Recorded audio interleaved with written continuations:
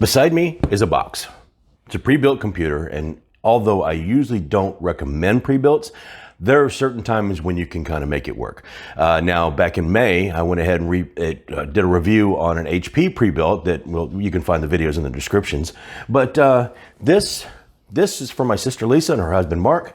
And the reason why I suggested they get this pre-built is because there's actually more bang for the buck in this and trying to make a few changes than actually trying to build it on our own or trying to put the parts together or anything like that.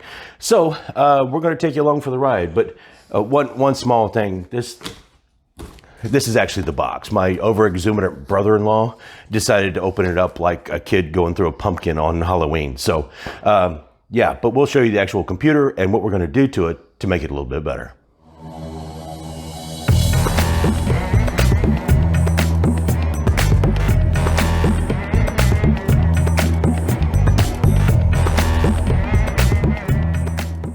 Okay, Pug Break. Hey there. Hey, Kichi. What? All right, outside the box, what we got here is we have a CyberPower Gamer Master. It's their Gamer Master series, and this particular computer, this pre-built, as you can tell, it's pretty well packed and everything in here. We'll delve into it a little bit, but it comes with a Ryzen 5 5600G. It comes with an RX 6600 XT for the GPU. It comes with 8 gig of memory. I believe it's running at 300 or 3000 mega transfers per second, which we're going to do something about. It has a 500 gigabyte NVMe storage. We're also going to do something about that. And I'm going to check out the cooling because these pre-builts are notorious for a couple of different things. Not being able to upgrade or the cooling being bad or a combination of all. This particular pre-built does have a B550 motherboard in it. We know that it should be solid there. I'm not worried about that. It does come with Wi-Fi. It does come with, you know, a couple of things, bells and whistles that she may or may not need. But the thing is, we are going to put things in here that we know she will need, and we're going to make sure it keeps cool, and she'll have plenty of storage, and she'll be able to use this. I mean, it's going to be better than her everyday driver. It'll be upgradable and repairable, and we won't have to worry about it for, you know, as long as we keep it maintained, cleaned, and, you know, years. This thing will last years for it. It has Windows 11 Home installed on it already, so we don't even have to worry about an operating system. So we're going to get down to it. All right, looking at the back panel here, pretty standard fare. There is a fan. There's several different fans. I don't think we're going to have as much of a problem with looking at cooling, but I have no doubt that we're going to have some issues. There is a nice little Connect monitor here that is covered the port that you're supposed to be connecting, as well as the back of the I/O from the motherboard, where you should not be under normal circumstances. If you're using a 5600G, you would use this, but if we're using the 6600 XT, then obviously we're going to connect it down here. But we're going to have to move the sticker out of the way first to be able to do that anyway. So the only other thing I have a problem with the back panel here is that these thumb screws, notoriously, companies like to tighten these, so you have to use an active Congress and a screwdriver and some other implement of destruction to try to open them up. They're supposed to be thumb screws, people. Thumb tighten, okay? All right, so right away, opening this up, I'm pretty well impressed. This is the only thing I'm not impressed with. This is one stick. It's Crucial Ballistics 8 gig running at 3000 mega transfers, and that's fine, but Ryzen processors really do need they do need dual channel. I mean, you can run it fine off of one, but you really do need dual channel, even if it's two 4 gig sticks, and nobody in the industry seems to catch up to that. You've got a big, huge Cooler Master fan on here, so I don't know if we're going to be worried about cooling at all. You got an ASRock RX 6600 XT GPU in here, which is awesome. There's several fans for cooling. We might do a little bit of reconfiguring, but it's not bad at all. The cable management looks to be in great shape. There you have your 500 gig. It's a WD Blue 500 gigabyte. You can't go wrong with that. I mean, these are all name brand parts. It's a Gigabyte B550 motherboard. And as we turn things around, I snap the front cover off. There's our bay to put our extra 2 terabyte 3.5 inch drive in. Works out really well. And would you look at this? It's built in a Fantex case. Now, it is CyberPower branded, but there's no mistaking what that says, folks. And the cable management is beautiful. Even in space for a couple more 2.5 inch SSDs if you want to, or maybe even a third. You've got set up here it's beautiful. It's good to go. The only thing I haven't taken a good look at is the power supply because it's all ketchup and mustard. I want to check it out to make sure there's nothing wrong with it. If it's a solid power supply, it's supposed to be rated 80 gold, 80 plus gold. So we'll see how that works out. But I am incredibly impressed with the rest of this so far. And with the small changes we're going to make, like adding in the memory and putting more storage, this thing is going to be awesome. Okay, a couple of additional points real quick while I'm talking about the motherboard and everything. There is another NVMe slot right down here. And if you take a look right there, I know there's some light coming through, sorry.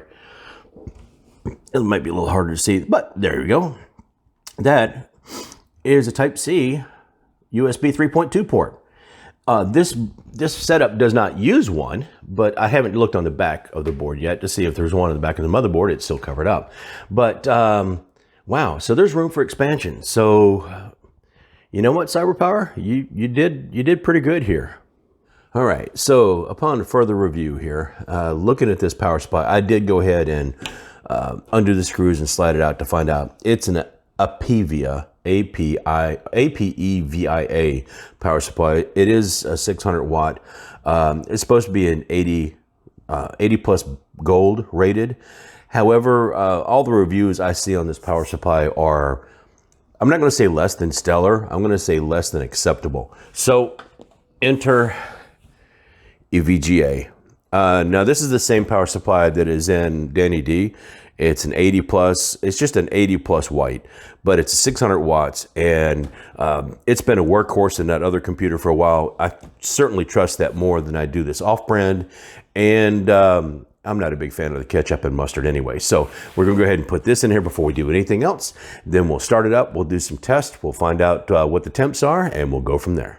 Okay, one other thing definitely worth talking about is all the cords, accessories, literature and all that stuff all come in a plastic resealable bag here that is, I thought, really, really cool. And let me slide this open. Kind of hard to do with one hand while I'm holding the camera, but the mouse is in here. You've got cables in here. You've got your registration cards, all that stuff in here in this plastic resealable bag. So really, I mean, good deal on keeping down the amount of plastic waste and all that stuff as well, but keeping everything in one spot, easy to find. You don't have to go looking all over the place for everything. All right, at this point, we also get to pull up the important instructions about where to plug the HDMI cable into from your monitor, and we reveal the back of the motherboard, which is just loaded with USB ports, HDMI, USB 3.0, 3.2, the C, you got 3.0 and 3.2 C connector. You've got a couple other 3.0s, gigabit, or your LAN.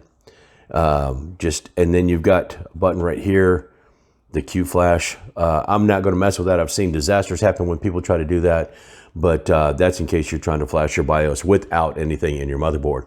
We're not going to play that game. Ports for your antennas for your Wi-Fi. You can see there's 3 display ports, 1 HDMI. That's what we'll be plugging our video card into and going from there. All right, so right now we are looking at 78.6. It's running a 10-minute test. I already upgraded the memory and went ahead and put the other hard drive in there, so it's running just a little bit faster than it was with the 8 gig by itself. But we all know it's been tried and true that 16 gig is always going to be better than the 8 gig, especially if you're running, if you're pairing it up and running it like it's supposed to be running. Dual channel is always going to be running better than single channel. And so this test is almost done. I expect it to edge out that score just a little bit. That 10508 will be just a little bit higher than that. But overall, very, very happy. And the only thing left to do is put it back there by our desk, get it all set up, our webcam and everything, and we are good to go. All right, so at the end of the day, or actually a couple of days, what we've been able to do is we've been able to go ahead and get everything together, get everything set up on our desk. She's been able to use it quite easily. There was not a whole lot of There's a little bit of getting used to between Windows 11 and Windows 10. That's still always going to be in progress. But we have been able to go ahead and save the files that were on the PC that crapped out on her. We were able to go ahead and save those and get those transferred. So she's able to use all of the files she had beginning. She's able to go ahead and integrate all the files that she had on the cloud.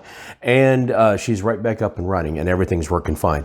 Overall, I'm very, very pleased with this pre-built. The only thing that I was not pleased with was that power supply, that Apevia power supply, which we did swap out for the EVGA. A couple things to note: this is a pretty solid computer overall. We are going to borrow the video card out of this to do some other testing out of the benchmarks and compare it with the RTX 3060 Ti and the RTX 2070 that I already do have. So we'll kind of compare those benchmarks. But we've been able to go ahead and set up, film, do the upgrades, and actually do the editing and everything on this video all in one place. All of this is being taken care of, and the video editing itself is being done on Danny D in the other room, which is my small form factor. So we've got that all taken care of. The CyberPower PC is up and running and good to go, and things are running along quite swimmingly, I will say. So that's all I got for right now, folks. If you like the video, go ahead and throw a thumbs up on it. If not, you can put a thumbs down, but nobody's going to be able to see it anyway because YouTube took all that stuff away. You're welcome to do it, though. Leave me any kind of comments you want. If you're interested or have recently bought a pre-built from a system integrator like this, not necessarily one of your Dells, HPs, or something like that, but from somebody like an iBuyPower, CyberPower, or any of those companies that you go through, and they will build a system for you. Kind of leave it in the comments. Let me know what's going on. What were your experiences with it like? And if you would buy a system like this, if you could find it for the right price. Right now, as of the time I'm shooting this, it's still about $300 or $400 cheaper than anybody else has it. Best Buy has it cheaper than anybody else does. And with Black Friday and all that stuff and the sales for Christmas coming on, it might be a pretty good buy for you. So that's all I got, like I said, for right now. Until next time, I'll see you later.